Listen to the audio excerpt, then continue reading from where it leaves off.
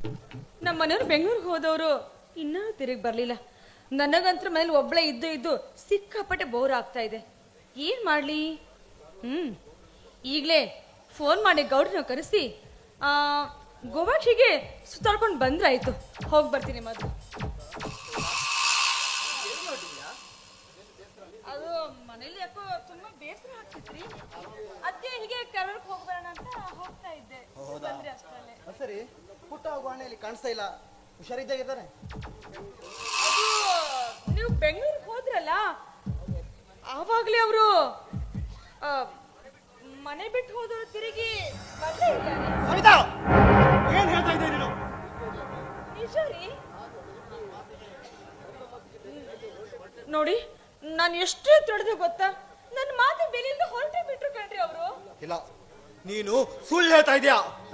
ನಾನು ಮನೆಯಲ್ಲಿ ಇರ್ಲಿದ್ದಾಗ ಈ ಮನೆಯಲ್ಲಿ ಏನೋ ನಡೆದಿದೆ. ನೋಡು, ನಿಜ ಹೇಳು, ಇಲ್ಲ ಅಂದ್ರೆ ನಿನ್ನನ್ನ ಕೊಂದಾಕ್ಬಿಡ್ತೀನಿ.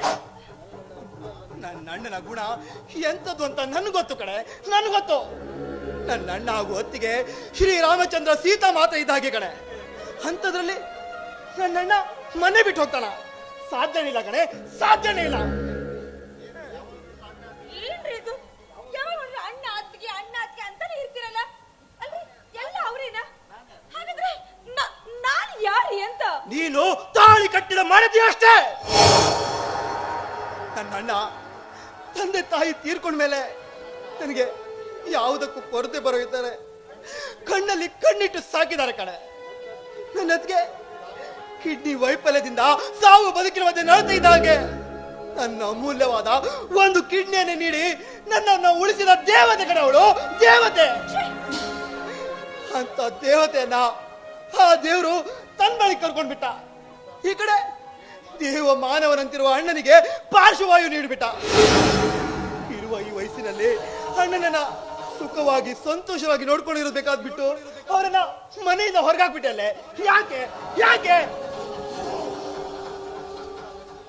ಅಲ್ರಿ, ಇವರು ಲಕ್ಷ್ಮೀ ನರಸಿಂಹ ಗೌಡ್ರು ನನ್ನ ಅವ್ರ ಮನೆ ಕರ್ಕೊಂಡು ಬಂದಿದ್ದೆ.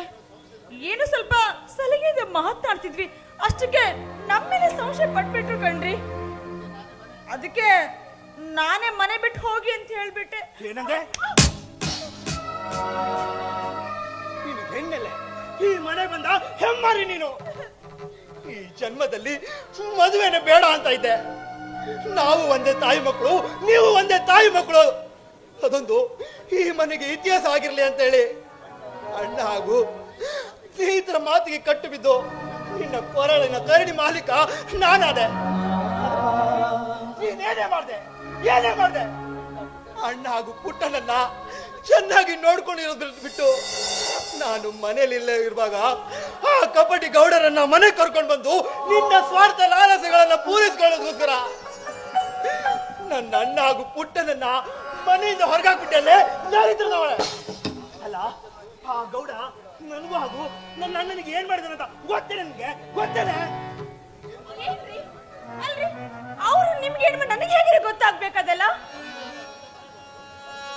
ಅಲ್ಲ, ಇನ್ನು ಪರಿಚಯ ಅಂತ ನಮ್ಮ ಮನೆ ಕರ್ಕೊಂಡು ಬಂದೆ ಅಷ್ಟೇ. ಅಷ್ಟಕ್ಕೆ ನನ್ನ ಮೇಲೆ ಸಂಶಯ ಪಡೋದ? ನೋಡಿ, ಇಷ್ಟಕ್ಕೆ ನೀವು ನನ್ನ ಕೆನ್ನೆಗೆ ಹೊಡೆದ್ಬಿಟ್ರಲ್ಲ.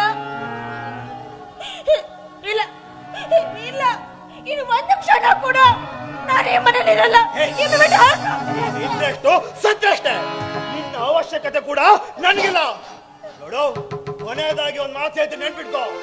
ನನ್ನ ಅಣ್ಣ ಹಾಗೂ ಪುಟ್ಟ ನನ್ಗೆ ಸಿಕ್ಕಿದ್ರೆ ಚೆನ್ನಾಗಿತ್ತು. ಇಲ್ಲ ಅಂದ್ರೆ ನಿನ್ನನ್ನ ಸೀಳಿ ಊರ ಬಾಗಿಲಿಗೆ ತೋರಣ ಕಟ್ಬಿಡ್ತೀನಿ. ನೆನ್ಪಿಟ್ಕೋ. ಅಲ್ಲ, ಈ ಕಟ್ಕೊಂಡೊಳಕ್ಕಿಂತ ಅಣ್ಣ ಅದಕ್ಕೆ ಹೆಚ್ಚಂತ ಇವ್ರಿಗೆ. ಇನ್ನು ಇಲ್ಲಿ ತಿನ್ ಮಾಡ್ಲಿ, ನಾನು ಹೋಗ್ತೀನಿ. ನಮ್ ಗೌಡ್ರ ಹತ್ರ ಹೋಗಿ ಎಲ್ಲ ವಿಷಯ ಹೇಳಿ ಅಲ್ಲೇ ಎದ್ಬಿಡ್ತೀನಿ ನಾನು.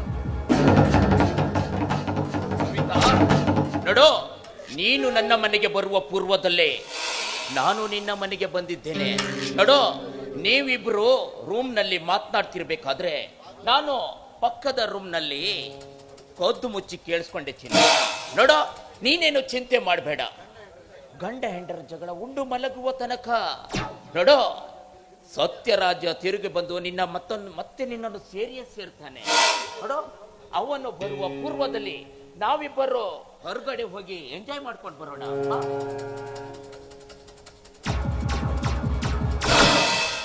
ನೀನು ಇವಳ ಜೊತೆ ಎಂಜಾಯ್ ಮಾಡಿದ್ರೆ ಇಲ್ಲಿವರೆಗೂ ಮೈ ಮಾರಿಕೊಳ್ಳದೆ ಇರುವ ನನ್ನ ಗತಿ ಏನು?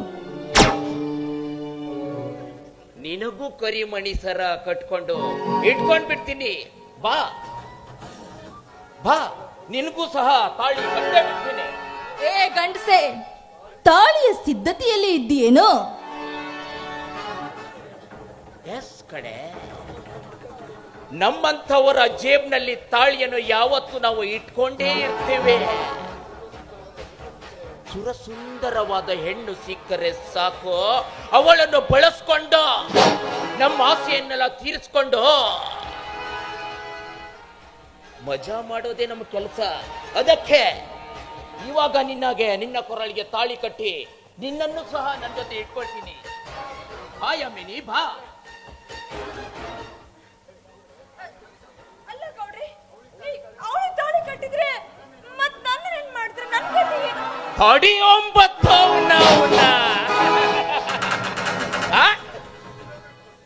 ಇಬ್ಬರನ್ನು ಇಟ್ಕೊಳ್ತೀನಿ. ಎಡ ತೋಳಿನಾಗ ನೀನಿದ್ರೆ ಬಲ ತೋಳಿನಾಗ ಯಾಮಿನಿ ಇರ್ತಾಳೆ. ಆಮೇಲೆ ಇಬ್ಬರ ಜೊತೆ ಈ ಲಕ್ಷ್ಮೀ ನರಸಿಂಹ ಗೌಡನ ಪಲ್ಲಕ್ಕದ ಆಟ ಆರಂಭ.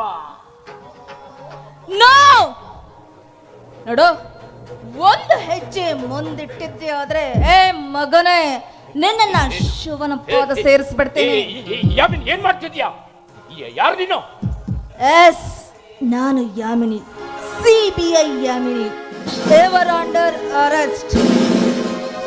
ಪಿಸಿ, ಮೊದಲು ಇವರನ್ನ ಬಂಧಿಸಿ. ಏ ಊರಗೌಡ, ಊರಲ್ಲಿ ಉಡಾಳನಾಗಿ ಊರುದಕ್ಕೂ ನೀನು ಮಾಡುತ್ತಿರುವ ಪ್ರತಿಯೊಂದು ದಿಕ್ಕಿನಲ್ಲಿ ನಿನ್ನ ನಕಲಿ ನಟನೆ ಆಟಕ್ಕೆ ಬ್ರೇಕ್ ಹಾಕ್ಬೇಕಂತಾನೆ ಈ ಯಾಮಿನಿ CBI ಆಗಿ ನಿನ್ನೊಂದಿಗೆ ಜನುಮನೊಂದಿಗೆ ಆಗೋ ವಿಶ್ವಂಬರಿಂದ ಮಾಹಿತಿ ಕಲೆ ಹಾಕಲು ಇಷ್ಟು ದಿನ ಬೇಕಾಯಿತು. ಅರೆಸ್ಟ್ ಮಾಡಿದ್ದಾನಲ್ಲ? Yes sir.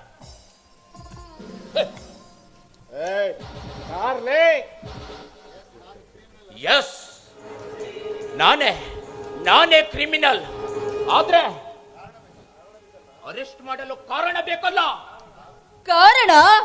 ಏ ಪಾಪಿ, ಅನ್ಯಾಯವಾಗಿ ನನ್ನ ತಂಗಿನ ಅತ್ಯಾಚಾರ ಮಾಡ್ದಿಲ್ಲ, ಅವಳು ಯಾರು ಅಂತ ತಿಳಿದಿದ್ದೀಯ? ನನ್ನ ಒಡ ಹುಟ್ಟಿದ ಸಹೋದರಿ ಚಾಂದಿನಿ, ಅವಳ ಒಡ ಹುಟ್ಟಿದ ಅಕ್ಕ ಯಾಮಿನಿ, CBI ಯಾಮಿನಿ. ಅಷ್ಟೇ ಅಲ್ಲ, ವಿಶ್ವಾಂಬರ್ ಮತ್ತು ಜನ್ಮ ಕೊಟ್ಟಿರುವ ದೂರದಿಂದ ನಿನ್ನನ್ನ ಅರೆಸ್ಟ್ ಮಾಡ್ತಾ ಇದ್ದೀನಿ. ಲೇ ಲೋಫರ್, ನಡೆಯ ಮಾವನ ಮನೆಗೆ.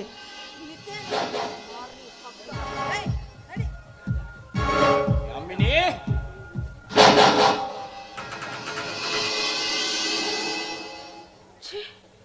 ಅಯ್ಯೋ ದೇವ್ರಿ, ಈ ಗೌಡ ನಕಲಿ ವೇಷ ಇವತ್ತೆಲ್ಲ ಕಳಚಿ ಬಿದ್ದ್ಬಿಡ್ತಲ್ಲ. ಇಲ್ಲ, ಈ ಪಾಪಿಯನ್ನ ನಾನು ನಂಬಿ ಮೋಸ ಹೋಗ್ತಿದ್ದೆ. ಕಟ್ಕೊಂಡ ಗಂಡನನ್ನ ಹೀನಾಯವಾಗಿ ಬೈದು ಕಳಿಸ್ಬಿಟ್ಟೆ. ಇಲ್ಲ, ಅವ್ರ ಹತ್ರ ಕ್ಷಮೆ ಯಾಚಿಸಿ ಹೇಗಾದ್ರೂ ಮಾಡಿ ನನ್ನ ಜೀವ ಹೊಂದಿಸ್ಕೊಳ್ಳಬೇಕು. ಈಗಲೂ ಹೋಗಿ ಅವ್ರ ಪಾದಕ್ಕೆ ಬಿದ್ದ ತಪ್ಪಾದ ಕೇಳಿಕೊಳ್ತೀನಿ.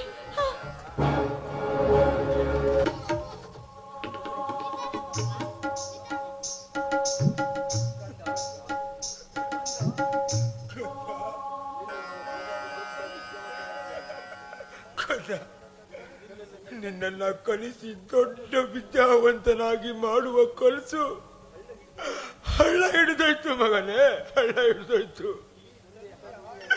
ಈ ತಂದೆಯ ಹಾರೈಕೆಯಲ್ಲಿ ನಿನ್ನ ವಿದ್ಯಾಭ್ಯಾಸವು ಕೂಡ ಕೊಂಡಿತು ಪಪ್ಪ, ಇಂಥ ಕಷ್ಟದಲ್ಲಿ ನೀನಿರುವಾಗ ನಾನು ಕಲಿತು ಸಾಧಿಸುವುದೇನಿದೆ ಪಪ್ಪ? ಈಗಾಗಲೇ ಕಲಿತವರೇ ಅಲ್ಲಿ ಇಲ್ಲಿ ನಾಯಿಯಂತೆ ಅಲೆಯುತ್ತಿದ್ದಾರೆ. ಮೇಲಾಗಿ ಕೆಲಸ ಕೊಡಬೇಕಾದ ಸರ್ಕಾರಗಳು ಖಾಸಗಿ ಮಾಲೀಕರಿಗೆ ಪ್ರಮಾಣ ಪತ್ರ ಕೊಟ್ಟಿರುವಾಗ ಇನ್ನು ನಮ್ಮಂತ ಕಲಿತ ಬಡಪಾಯಿಗಳಿಗೆ ಕೆಲಸ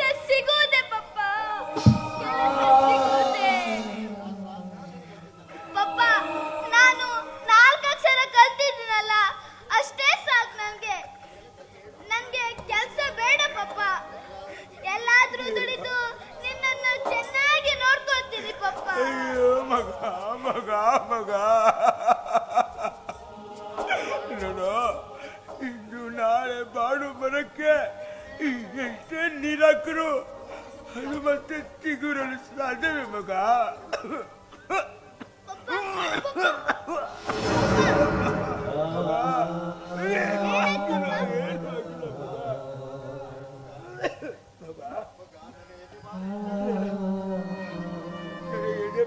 ಹೆಚ್ಚಾಗ್ತಿದೆ ಕಣೋ. ಆಸ್ಪತ್ರೆಗೆ ಹೋಗ್ಬೇಕಂದ್ರೆ ಕೈಯಲ್ಲಿ ಹಣ ಇಲ್ಲ, ನಡೆದು ಹೋಗೋಕೆ ನನ್ನ ಕಾಲುಗಳಿಗೆ ಹೆಚ್ಚಿನ ಶಕ್ತಿ ಇಲ್ಲ ಕಣೋ. ಇಲ್ಲಪ್ಪ, ನೀನು ಇಲ್ಲಿ ಮಲ್ಗಿರ್ ಪಪ್ಪ. ನಾನೇ ಎಲ್ಲಾದ್ರೂ ಹಣ ಕೇಳಿ ಆಟೋ ಮಾಡ್ಕೊಂಡ್ ಬರ್ತೀನಿ ಪಪ್ಪ.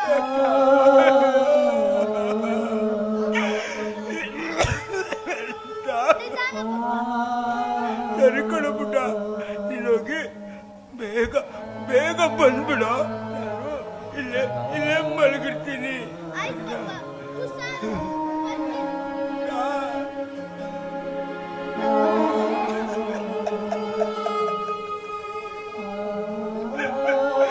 ದೇವಾ, ಎಂತ ಜನ್ಮ ಎತ್ತು ಬಿಟ್ರೆ.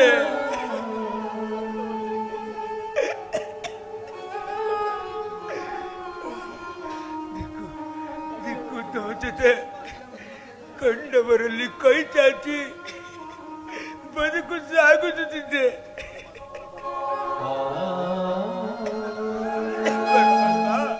ಸಾಕು ಸಾಕು ಈ ಜನ್ಮ. ಮೊದಲು ನನ್ನ ಮಗುನ ಯಾರಾದ್ರೂ ಒಂದು ಅನಾಥ ಆಶ್ರಮಕ್ಕೆ ಸೇರಿಸಿ ನಾನೇ ದೂರ ದೂರ